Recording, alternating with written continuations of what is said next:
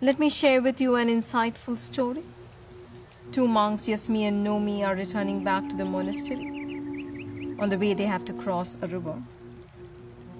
They hear a woman crying. She is unable to cross and she must hurry back home to her child. Yasmi reaches her and helps her cross. After an hour, Nomi speaks up.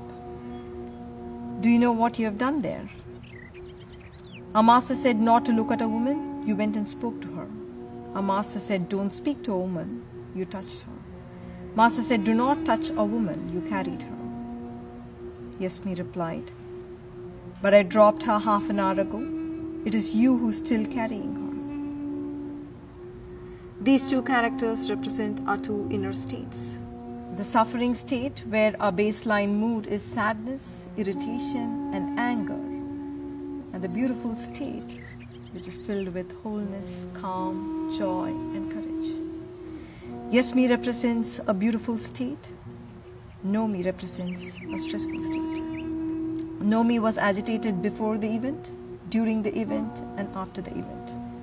His inner agitation led him to overcomplicate matters and act irrationally. Yasmi was present in action, and once the action was over, he left the event totally. There are only two states in which any human being on this planet lives. Whether you are a Christian, Muslim, Hindu, Buddhist, anyone in this world, we only experience life from two states. One is a suffering state, the other is a beautiful state. Now, in suffering states, you are experiencing your relationships or whatever you're doing from stressful states. You are anxious, you are stressed, you are in anger, you are in fear. So suffering states are clearly states that destroys your inner world and in turn affects your external world. What do we usually do when you get into stress? You indulge in stress and live in those stressful states for very long periods of time.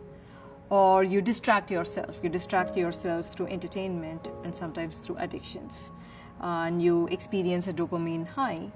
But once the dopamine subsides, you again get back into feeling meaningless or purposeless or lonely in life. The third set of people replace the inconvenient beliefs with more convenient ones. As we observe, the more you try to replace the old becomes much more stronger and more powerful. Whereas on the other hand, beautiful state are states where you experience love, joy, connection, and you are also very, very clear about what you want to do with your life. This journey is not limited to a spiritual seeker.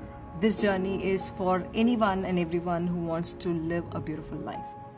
It is unfortunate that our society, our education system, our parents have not brought attention to our inner state. They never felt it was important to live in a beautiful state. That has not been part of the education. It is all about showing, about achievement, about having things and people. It's about position. But very little effort or very little attention has been brought to how we feel.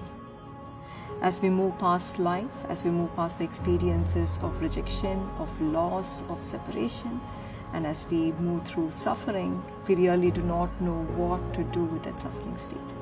And we are committed to help individuals, to help organizations and societies and communities move from stressful state to a beautiful state, from separation to connection, and from division to experiencing being one.